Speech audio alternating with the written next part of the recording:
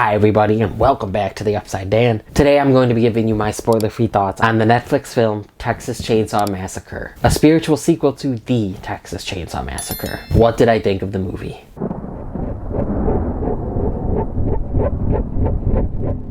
After nearly 50 years of hiding, Leatherface returns to terrorize a group of idealistic young friends who accidentally disrupt his carefully shielded world in a remote Texas town. This movie was directed by David Blue Garcia and written by Chris Thomas Devlin. It stars Sarah Yarkin, Elsie Fisher, Mark Burnham, Jacob Latimore, Moe Dunford, Jessica Allain, Nell Hudson, and Olwen Fouéré. So I was really excited for this movie. It was on my most anticipated films of February list. Go check out that full video for the rest of February, which would be much, but it's there. I'm a fan of the first one. I've seen the original, which I think is really good. I've seen the 2003 remake, which is okay. It's passable. I don't love it. And I've seen, I believe, Leatherface. I thought I was going to hate that one a lot more than I did. It's not great, but it's okay. Still was excited for this one. It's a spiritual sequel to the first one, so it's like Halloween 2018, where it ignores all the sequels. I thought that Sarah Yarkin and Elsie Fisher gave good performances, even though, especially I thought Sarah Yarkin as Melody was not the best character. I think most of these new characters are just so bland, and I didn't really feel a connection to them. Even Elsie Fisher, I thought she was more fleshed out than most of them. I think she put on a really good performance as Lila, but pretty much all the new characters, I just found them flat, and I didn't really care about their arcs or lack thereof, or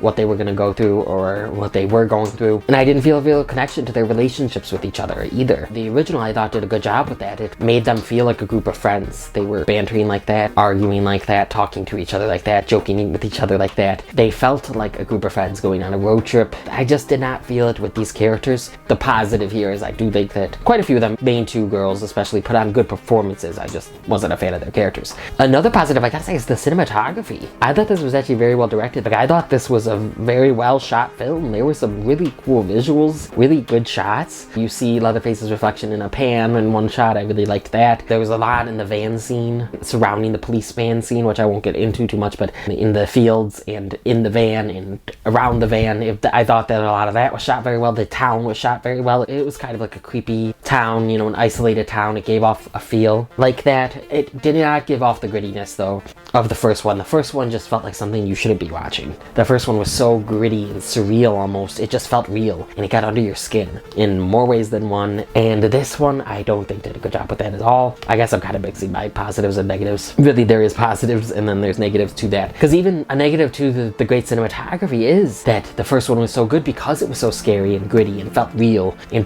it just got under your skin. But then this one, because it's so well shot, it doesn't do that as well. And it didn't really do that. I really didn't feel it, you know, as I didn't feel as grossed out, even though there was a lot of violence. But the first one, you know, it didn't show you everything, and it kind of seemed like it was a real life event. And I mean, the beginning said that it was based off a real life event. It's very lightly based off of real life events. I looked up after that. It's not really based off of real events, but it felt like that. It felt very gritty. I didn't feel scared much. I felt some suspense. I thought that the cop van scene was very suspenseful. I really enjoyed that scene. And another scene that was great was the bus scene, which I think mostly everyone's going to say it was a really well shot scene, even though I will say characters in that scene and throughout this movie are making very dumb choices. That was another problem with the characters. And I know that in slashers and horror really in general, characters need to make dumb choices, and they do make dumb choices. But this, it just felt like it took it up a few notches. You know, everyone was making dumb choices for the most part. Another positive is the violence. This could go either way, because sometimes I was like, okay, but they didn't need to show everything. That was part of what made the first one so scary, is that it didn't have that much gore or blood. This one had some great kills. I loved the kills. Loved the cinematography, like I said. It was very gory, very graphic, and I was fine with that. But I think some people, like I said, are gonna want, I wish they showed less. But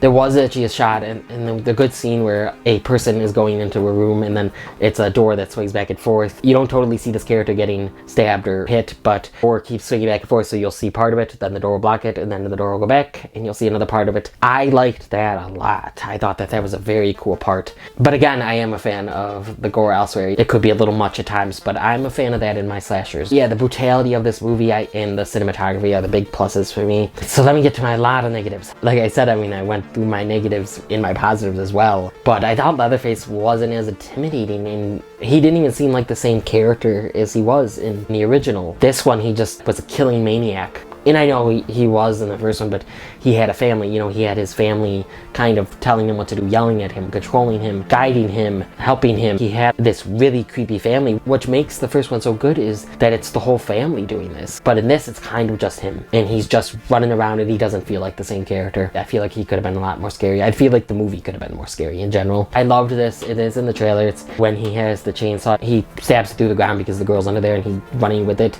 That was a really cool shot. I really liked that, but at the same time, it's like, why didn't she just roll out of the way? But it was a cool shot. And I did like that scene, but I didn't like it at the same time because it was kind of dumb. Like another dumb character decision. And there was a lot of characters I thought were going to last longer.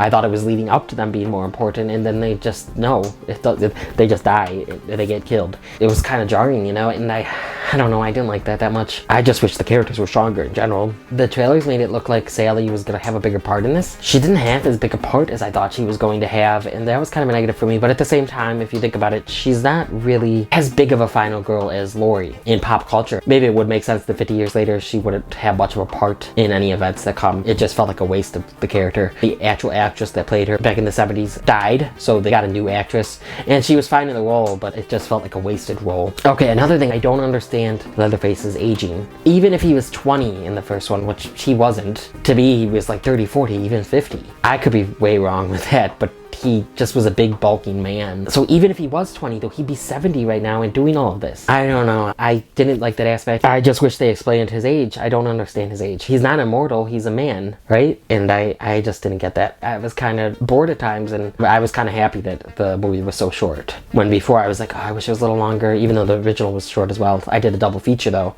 because I was like, okay, I want longer than just an hour and 20 minutes of watching something. And so I watched the first one again, and then I watched this one. This one was just a letdown. Also, there is an after credit scene. It's quick and kind of not important. Before I get to my grade, what did you think of the new Texas Chainsaw Massacre that's on Netflix now? Let me know down in that comment section, please. Blow up that comment section. But what would I give Texas Chainsaw Massacre? Texas Chainsaw Massacre gets a 5 out of 10 from me.